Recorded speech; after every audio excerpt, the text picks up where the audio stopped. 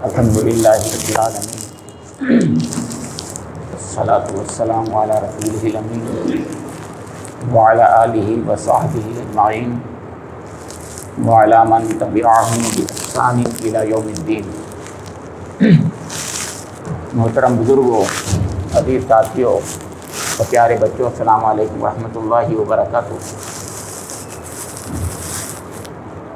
گزشتہ کئی جمعوں سے آپ کے سامنے سورہ کہف کے 3 بڑے قصوں میں سے تیسرے قصے کا، جو حضرت موسیٰ اور خضر کا قصہ ہے، اس کا ذکر کیا جا رہا ہے۔ اس کی بنیادی تعلیمات کے تعلق سے باتیں گزشتہ جمعوں میں آپ کے سامنے عرض کر دی گئی، لیکن پھر بھی صرف یہ بتانے کے لیے کہ اللہ رب کریم کا کلام کتنا اعلیٰ ہے، اس میں کتنی بڑی اعجاز اور ایجاز کی باتیں ہیں، یعنی اس کے اندر میراکلس چیزیں ہیں، میراکل ہے یہ، اس کی گہرائیوں تک کوئی پہنچ نہیں سکتا۔ لیکن اس کا مقصد یہ ہے، اس کلام کا مقصد یہ ہے کہ اس کے جو بھی مخاطبین ہیں، جو ایڈریسیز ہیں، وہ اس سے سبق حاصل کریں۔ سبق کیسے حاصل کریں؟ بظاہر کوئی بات اگر کہی جاتی ہے عام انداز سے تو لوگ اس کی طرف متوجہ نہیں ہوتے، تو قرآن پاک کا ایک اسلوب یہ ہے کہ وہ قصوں کی شکل میں بات کرتا ہے، قصوں کی طرف لوگ متوجہ ہو جاتے ہیں۔ ایک زمانے میں قصہ گوئی بہت مشہور تھی، اور آج بھی ادب کا بہت عظیم حصہ سمجھا جاتا ہے اسٹوری ٹیلنگ، قصہ گوئی۔ تو قرآن پاک میں اس اسلوب کو بھی اختیار کیا گیا، کیونکہ لوگ اس کی طرف متوجہ ہوتے ہیں۔ مقصد یہ ہے کہ بات لوگ سنیں۔ آپ کو معلوم ہے کہ قرآن پاک کے بارے میں لوگوں کا یہ فیصلہ تھا کہ اس کو مت سنو، شور مچا دیا کرو، لا تسمعوا لهذا القرآن والغوا فیہ، مت سنو اس کو، شور مچا دیا کرو۔ یہ حالت ہو جہاں پر، تو کوئی طریقہ تو ایسا اختیار کیا جانا تھا جس سے لوگ قریب آتے۔ تو قرآن پاک میں ایک طریقہ بہت خاص طور سے زوردار انداز میں جو بات کہنے کا تھا، وہ قصے کی شکل میں تھا۔ ایک امثال و تمثیل کی شکل میں بھی ہوتا ہے قصہ، اس کا بھی ذکر آئے گا۔ تو قصہ اپنے لحاظ سے لوگوں کو متوجہ کرنے کے لیے ضروری ہوتا ہے۔ اس میں ایک بات اور بھی ہوتی ہے، قصہ جو ہوتا ہے لوگوں کی نظر میں وہ تاریخی حقیقت ہوتی ہے، اور ہوتی بھی قصہ جو ہے تاریخی حقیقت ہی ہے۔ تو لوگ اس کو اس لیے بھی مان لیتے ہیں کہ گویا کوئی انسانی تاریخ میں یہ واقعہ گزر چکا ہے، اس کے لیے شواہد بھی ہوتے ہیں دنیا میں، تو اس لیے لوگ سمجھ بھی جاتے ہیں۔ لیکن قرآن پاک میں قصے میں جو اسلوب اختیار کیا گیا ہے، تو اس میں اسلوب میں چاشنی تو ہے ہی، لیکن اس کی ہر آیت میں جو رہنمائی ہے، جو حکمت کے سامان ہیں، اس کی طرف چند باتوں کی طرف میں اشارہ آج کرنا چاہوں گا، وہ بھی صرف حضرت موسیٰ اور خضر کے قصے سے۔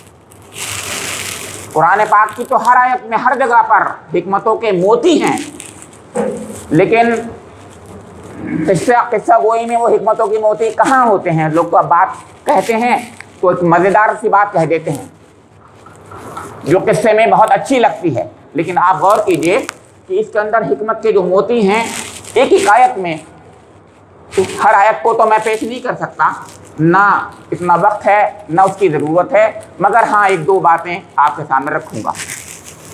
یہ قصہ شروع ایسا ہوتا ہے، اذ قال موسیٰ، جب موسیٰ علیہ السلام جو ہیں ان کے بارے میں ہے کہ انہوں نے کہا لفتاہ، اپنے غلام سے، اپنے نوجوان سے، لا ابرح حتی ابلغ مجمع البحرین او امضی حقبہ۔ شروع ایسے ہو رہا ہے، میں بار بار اس آیت کو سناتا ہوں لیکن آپ اس کی توجہ نہیں کرتے ہوں گے، میں اسی لیے آپ کو متوجہ کر رہا ہوں۔ موسیٰ علیہ السلام اپنے ایک نوجوان سے کہہ رہے ہیں لفتاہ، فتح کون ہے؟ فتح نوجوانوں کو کہتے ہیں قرآن عربی زبان میں، فتیتن بھی असहाब कहफ के बारे में आया था। ये नौजवान थे और ये भी देखिए बात नौजवान ही से ताल्लुक़ रखती है। तो मूसा अलैहिस्सलाम ने अपने साथ एक नौजवान को रखा, एक शागिर्द को रखा।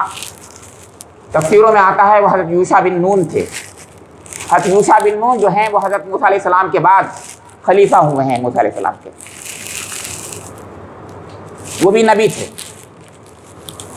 अभी इस किस्से में जैसे मैंने बताया था, अल्लाह ताला ने मूसा अलैहिस्सलाम की तरबियत की तरफ से इस वाक़े को रूनुमा फरमाया था और कुरान पाक में इसको इसलिए रखा है कि उम्मत मुस्लिमा और तमाम दुनिया इंसानियत क़यामत तक इस वाक़े के ज़रिए से वो रहनुमाई हासिल करे जो अल्लाह ताला हज़रत मूसा अलैहिस्सलाम को उस ज़माने में, बाद में हुज़ूर नबी अकरम के ज़माने में सहाबाए किराम रिज़वानुल्लाहि तआला अलैहिम अजमईन को और क़यामत तक के लिए तमाम इंसानों को देना चाहता है। अब इसमें क्या बात हुई? सीधी सी बात लग रही है कि मूसा अलैहिस्सलाम कह रहे हैं अपने शागिर्द से, नौजवान साथी से, ला अबरहु हत्ता अबलुगा मजमाल बहरैन, मैं चलता ही रहूँगा हत्ता अबलुगा मजमाल बहरैन, यहाँ तक कि मैं पहुँच जाऊँ मजमाल बहरैन तक, और अमदिया हुक्बा, या मैं साल तक मुद्दत है दराज तक यूं ही चलता रहूँगा। अभी कभी बात हुई है? क्या किस्सा है? लेकिन अगर आप इसके पीछे जाएंगे तो आप गौर कीजिएगा। मैंने आपको बताया था कि अल्लाह ताला ने हज़रत मूसा अलैहिस्सलाम की तरबियत के लिए ये बताया था कि एक हमारा एक बंदा है जिसका जिक्र आगे आ रहा है, उसको हमने ख़ास इल्म से नवाजा है, अल्लमनाहु मिन लदुन्ना इल्मा, तुम उनके पास जाओ और उनसे कुछ सीखो। मैं उसमें नहीं जाता कि उनसे गलती हुई थी मूसा अलैहिस्सलाम से, उन्होंने कभी कहा था मैं सबसे ज़्यादा इल्म रखने वाला हूँ, वहीं नीचे तो मैं नहीं जा रहा हूँ। मैं इस बात पे जा रहा हूँ कि अल्लाह रब्बे करीम ने इज़्न दिया था, इशारा किया था कि तुम जाओ। कहाँ जाओ? मजमाल बहरैन जाओ। अब मूसा अलैहिस्सलाम ने कहा गया अल्लाह मजमाउल बहरैन है कहाँ? उनका अच्छा ठीक है, एक मछली ले जाओ अपने साथ में भुनी हुई नाश्ते की तरफ से, जहाँ वो मछली जो है जिंदा होकर के अजीब रास्ते सुरंग रास्ता बनाकर चली जाए, वही है मजमाल बहरैन होगा। तो दो इशारे अल्लाह ताला ने फरमाए थे, मैं और बताता हूँ। एक तो तुम्हें मिलेगा वो मेरा बंदा मजमाल बहरैन पर, और मजमाल बहरैन कहाँ होगा? वहाँ पर जहाँ हमारी मछली, तुम्हारी मछली जो कि भुनी हुई मुर्दा होगी, वो जिंदा होकर के समंदर में चली जाएगी। दो निशानात राह हैं, ये निशानात राह हाल मार्क। तो दो हाल मार्क हैं, आप गौर कीजिएगा। इन दो हाल मार्क में पहले जवाब मैं बता दूं आपको कि पहले हाल मार्क को दुनिया जिससे रास्ता हासिल करती है देख करके, यानी जहाँ पर दो पानी मिलते हैं, दो नदियों का संगम होता है, दो समंदर अलग अलग तरीके से मिलते हैं, वो तो दुनिया को आंखों से नजर आते हैं। मूसा अलैहिस्सलाम नहीं देख पाए उसको, गुजर गए वहां से आगे। तो इंसानी आंख इतनी लिमिटेड उसकी जो है पहुंच है, अप्रोच है। दुनिया वाले कहते हैं इसके जरिए से हम सब कुछ कर सकते हैं। आंख का मुशाहिदा ऐनी मुशाहिदा है, ऐनी मुशाहिदा है, आंख का मुशाहिदा, इसमें कोई गलती नहीं होती। अल्लाह ताला कहता है नहीं, इसमें बहुत बड़ी गलती हो जाती है। वो वहाँ से गुजर गए, बहुत दूर चले गए। अब कहते हैं अपने शागिर्द से कि लाओ भाई हमारा नाश्ता।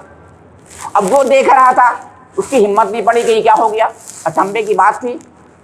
वो डर भी गया था कि मूसा अलैहिस्सलाम के सामने कहूँगा डांट देंगे, वो क्या बात कर रहा हूँ नालायक, मुर्दा मछली है समंदर में चली गई, इसलिए घबरा रहे थे वो। लेकिन अल्लाह रब्बे करीम ने बता दिया था मूसा अलैहिस्सलाम को बात। अब वो बेचारा नहीं समझ रहा था इस बात। देखिए फर्क और की जहाँ की में सबक है।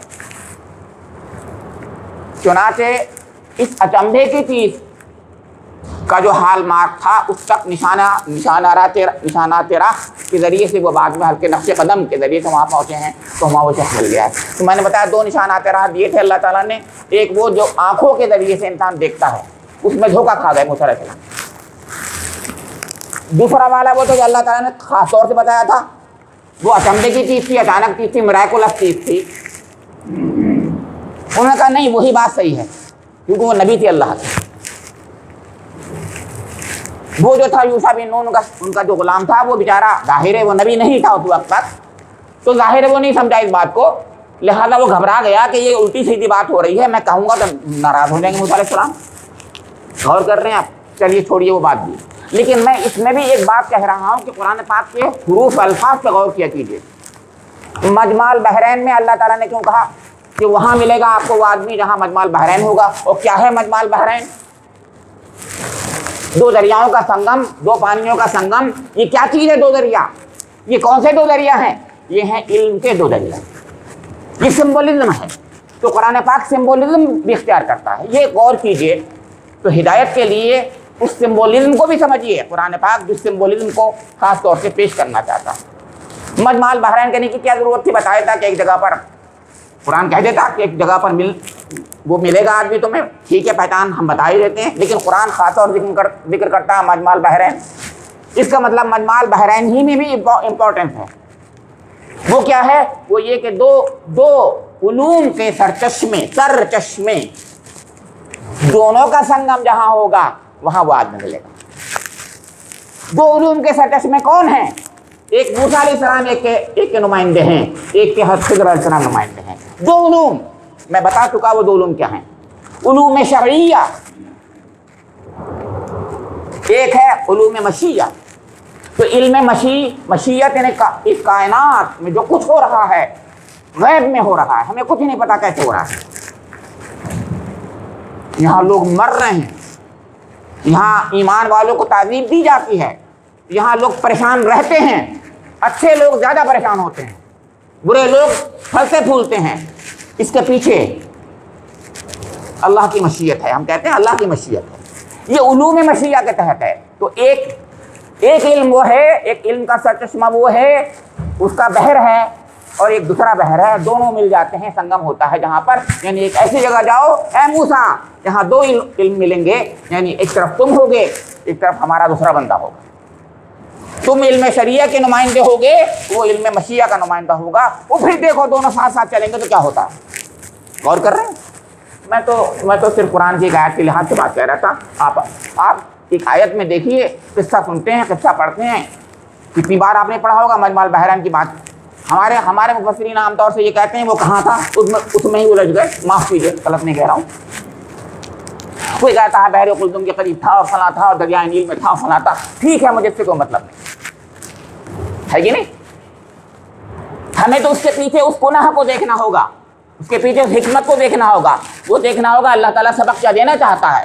مقصد وہ ہے، یہ گہرائی ہے، یہ حکمت ہے. یؤتی الحکمۃ من یشاء ومن یؤت الحکمۃ فقد اوتی خیرا کثیرا وما یذکر الا اولو الالباب. اللہ تعالیٰ جس کو چاہتا ہے حکمت سے نواز دیتا ہے، اور جس کو وہ حکمت سے نوازتا ہے خیر کثیر سے نواز دیتا ہے. اللہ تعالیٰ چاہتا ہے کہ مومن بندے اللہ کی حکمتوں سے واقف ہوں. اللہ کے بندے، وہ بندے جو کلمہ لا الہ الا اللہ پڑھ چکے ہیں، وہ اللہ کی حکمتوں سے واقف ہو کر ایمان لے آئیں، تصدیق کریں، توکل کریں،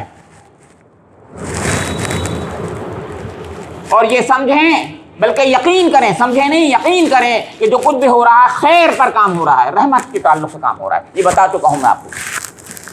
اب میں آتا ہوں اس واقعے کی طرف. مجمع البحرین پہ پہنچ گئے، دو علوم کے سرچشمے ایک ساتھ مل گئے. وہاں پر ایک جگہ پر بیٹھ کر کے اب وہاں سے چلتے ہیں، ایک کشتی میں بیٹھ جاتے ہیں. مجمع البحرین ہے، پانی کی جگہ ہے، ایک کشتی میں بیٹھ جاتے ہیں. اب دیکھیے کشتی میں بیٹھ کر کے موسیٰ علیہ السلام ہیں. اب یہاں سے صیغے جو ہیں تثنیے کے آ گئے. وہ تیسرا کہاں گیا بچہ پتہ نہیں. آپ قرآن کو پڑھا کریں ذرا، عربی دیکھیں گے آپ. تثنیہ کے صیغے ہیں. ابھی تو دو، ابھی ایک ان کے دو تھے، وہ بھی دو تھے. ایک غلام تھا ان کا. وہ غلام کا اگر غلام ہوتے تو جمع کے صیغے آنے چاہیے تھے، جمع کے صیغے نہیں آ رہے ہیں باقی. اس کا مطلب اس سے کہا تم جاؤ، کیونکہ تم برداشت نہیں کر پاؤ گے، میں بھی نہیں کر پاؤں گا، تم کیا کرو گے، لہٰذا تمہارا کام نہیں میرا کام ہے، تم چلو. اب حضرت خضر، جن کو اللہ رب کریم کے رسول حبیب محمد مصطفیٰ صلی اللہ علیہ وسلم نے فرمایا، وہ ساتھ چل رہے ہیں دونوں لوگ. اب آپ کو پتہ ہے کہ پہلے جو ہے انہوں نے چپکے سے کشتی میں کوئی ایپ کر دیا، چھید کر دیا. اما السفینۃ خرقھا، قرآن کہتا ہے اما السفینۃ خرقھا، اس میں عیب کر دیا، اس کو ذرا تختہ توڑ دیا اور ان کو چھید کر دیا، جیسے بھی کیا ہوگا چپے سے کیا، اللہ کو پتہ نہیں. قال خرقتھا، موسیٰ علیہ السلام ارے کیا کر رہے ہو تم نے اس کو توڑ دیا. کیا تم یہ چاہتے ہو کہ اس کے بیچارے جو اہل و عیال ہیں جن کی ذریعہ معاش ہے تو ان کو تکلیف پہنچا دو؟ اب موسیٰ علیہ السلام یہ علم شریعت ہے، وہ یہی کہتا ہے اور کہنا یہی چاہیے، کیونکہ ابھی ظاہر کی بات ہو رہی ہے، اس کے پیچھے جو باطن ہے، اس کے پیچھے جو حقیقتیں ہیں وہ پتہ نہیں ہے موسیٰ علیہ السلام کو. تو شریعت کے تحت وہ عمل کریں گے، اس کے نمائندے ہیں، صحیح کہہ رہے ہیں، بالکل غلط نہیں کہہ رہے، بالکل صحیح کہہ رہے ہیں کہ تم نے یہ کیا کیا. تو انہوں نے کہا دیکھو میں نے کہا نہیں تھا لن تستطیع معی صبر، میں نے کہا نہیں تم صبر نہیں ہوگا. اب بتاؤں میں یہاں پر صبر کس جگہ پر ہے؟ دیکھیے دنیا میں صبر، مصیبتوں پر تو سب کرتے ہیں، مصیبتوں پر صبر سب کر لیتے ہیں، سب کو معلوم ہے مصیبتوں پر صبر کرنا چاہیے، مصیبت، لیکن کچھ ایسے واقعات دنیا میں رونما ہوتے ہیں جن میں صبر عام انسان بڑے سے بڑا ولی بھی نہیں کر پاتا. جیسے کہ آج کل کے حالات ہیں، میں بار بار کہہ رہا ہوں، اللہ کے دشمن خوب پھل پھول رہے ہیں، ان کو فتح یابی بظاہر نظر آ رہی، ان کی فتح ہو رہی ہے، کامیابی ہو رہی ہے ان کی، ہر طریقے سے وہ ظالمانہ حرکتیں کر کے مظلوموں کی جان کے پیاسے ہیں. تو اللہ تعالیٰ ان مظلوموں کا حامی نہیں ہے، ان کا رب نہیں ہے، ان کا خیال نہیں کر رہا اور ان کو کھلی چھوٹ دیے دے رہا. ایسی جگہ پر صبر کرنا، یہ ہے بات جو سبق دکھا قرآن کی آیت سکھا رہی ہے. ایک جگہ نہیں، 3 جگہ. تو میں نے عرض کیا کہ یہاں سے نکلے تو انہوں نے کہا کہ دیکھو، انہوں نے کہا ٹھیک ہے کوئی بات نہیں، آگے چلے. ایک بستی میں پہنچے، بستی میں دیکھا ایک بہت اچھا تھا، پیارا سا بچہ نوجوان کھیل رہا ہے، کچھ چپکے سے بلایا اور کیسے اس کو مار ڈالا. موسیٰ علیہ السلام تو ساتھ تھے، قتل کر دیا. یہ کیا کیا آپ نے؟ یہ تو صحیح نکرا، یہ تو بہت بری بات کر دیا آپ نے. آپ نے ایک بچے کو غلامن زکیتن بغیر نفس، ایک اچھے بچے کو آپ نے جس نے بغیر کسی اس کے کوئی غلطی کی ہو، کوئی گناہ کیا ہو، کوئی جرم کیا ہو، آپ نے مار ڈالا. کیا آپ نے تو بہت بری بات کی ہے. تو انہوں نے کہا دیکھو میں نے کہا نہیں تھا تم سے، صبر نہیں ہوگا. ٹھیک ہے خاموش ہے. اب میں بتاتا ہوں یہاں پر مسئلہ کیا ہے. مسئلہ یہ ہے کہ کیا موسیٰ علیہ السلام نے غلطی کی؟ بالکل نہیں کی غلطی. اس دنیا میں اللہ کی شریعت، اللہ کا نظام، اللہ کے نبیوں کی طرف سے آیا نظام یہی کہتا ہے ہر جان محترم ہے، کسی کو حق نہیں ہے کہ بغیر حق کے اس کی جان لے لی جائے. اور جان بھی لینے والے عام انسان نہیں ہوں گے، قانون اور حکومت جس کے ہاتھ میں ہے، قانون اور حکمرانی جن کے ہاتھ میں ہے یعنی حکومت، وہی عدل و انصاف کے تقاضے کے تحت قصاص کی شکل میں اس کی جان لے سکتے ہیں، قصاص کی شکل میں جان لے سکتے ہیں عدل کے تقاضے پورے کرنے کے بعد. تو وہاں ایسے انہوں نے کر دیا تو گویا غلط کام کیا تھا. اب تیسری بات سنیے گا. تیسری بات یہ ہے کہ وہ آگے بڑھے. جب آگے بڑھے تو ایک بستی آئی، شام ہو چکی تھی، بھوکے تھے، پیاسے تھے. انہوں نے بستی والوں سے کہا بھائی کچھ کھانے کا انتظام ہمارے کر دو، مسافر ہیں ہم.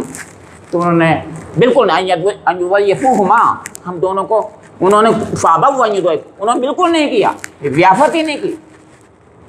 رات گزر گئی، بھوکے رات گزار دی انہوں نے بیچاروں نے دونوں نے. صبح اٹھے، بستی میں سے گزر رہے تھے، ایک دیوار ٹیڑھی سی تھی، گرا چاہتی تھی وہ.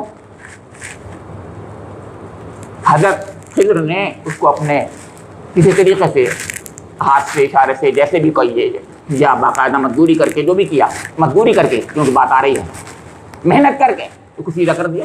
خاصی دیر لگی ہوگی، ورنہ اگر ایسی سیدھا کرتے تو موسیٰ علیہ السلام یہ نہیں کہتے. خاصی دیر لگی ہوگی، اچھی خاصی دیر لگی ہوگی. انہوں نے باقاعدہ دیوار کو جو تھی اس کو دوبارہ سے سیدھا کر دیا. اب ان سے برداشت نہیں ہوگا. ہر رات بھر ہم رہے بھوکے رہے، ان کا رویہ کتنا خراب رہا ہمارے ساتھ میں ہیں، یہ سب کچھ آپ کے ساتھ یہ کر رہے ہیں اور آپ یہ کر رہے ہیں، اجرت ہی لے لیتے کم سے کم۔